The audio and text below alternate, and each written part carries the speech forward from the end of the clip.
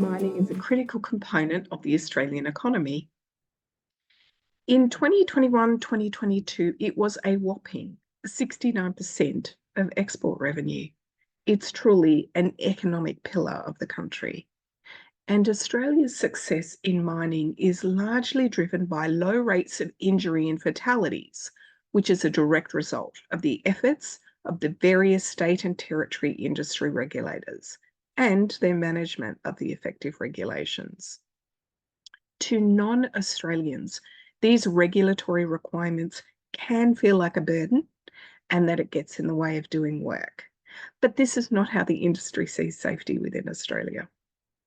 This sector's core value is its commitment to the safety, health, and psychological well-being of its workforce, where everyone who goes to work returns home safe and healthy at the end of every day. You will hear terms like safety first and zero harm used as fundamental values in the industry.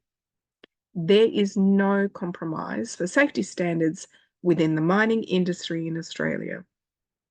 So, if you want to be successful in any job interview here, you need to be able to answer all questions in a way that shows insight and a reflection of the same values in your own work behaviours and attitudes. So how do you do that? Consider these two different versions of example question and answers and see the shift that comes in your responses when you put safety as a core value in your work. What would you do if your supervisor asked you to carry out a task in a way that you felt was unsafe or dangerous?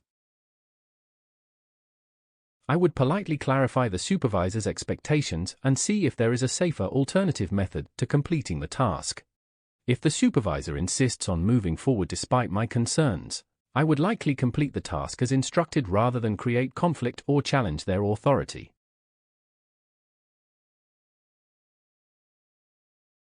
What would you do if your supervisor asked you to carry out a task in a way that you felt was unsafe or dangerous? Even if asked by a supervisor, I would not feel comfortable conducting work in a manner I deemed unsafe, as that could put myself, my team, the operation, and the company at risk. I would professionally express my specific safety concerns with the proposed approach and ask if there are any alternative methods or precautions we could take instead to mitigate those risks. If the supervisor still insists, I would request we conduct a risk assessment in consultation with a safety officer or manager, as maintaining safe operations is always the top priority. My goal would be finding a constructive solution that addresses both getting the job done but done safely.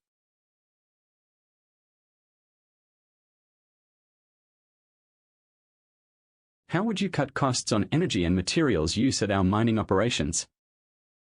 I would analyze the operations data to identify opportunities for reduction, including idle equipment time, extracting secondary ores, and changing blasting patterns. Optimizing these energy-intensive mining processes smartly could achieve 10 to 15% lower costs. How would you cut costs on energy and materials use at our mining operations? I would analyze the operations data to identify opportunities for reduction, including idle equipment time, extracting secondary ores, and changing blasting patterns. Optimizing these energy-intensive mining processes smartly could achieve 10 to 15% lower costs. While analyzing data for efficiency opportunities, I would prioritize worker welfare and environmental measures to ensure any cost optimization has no unintended safety consequences from equipment overuse or site stability impacts. My goal is responsible management where safety remains the top priority while achieving measurable budget improvement. Safety isn't what we do. It's how we do everything we do. There are many cultural aspects to performing well in job interviews when you are applying for jobs in different countries or in a global context. If you are looking to take advantage of the current skill shortage and hiring crisis that the Australian mining industry is facing, then you need to have a deep understanding of the core values and work standards that exist in the industry.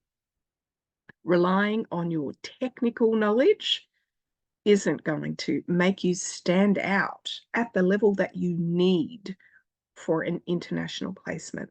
Remember, an international applicant is a higher risk in terms of working culture than a local hire, and you need to be proactive in assuring prospective employers that this is not going to be an issue with you.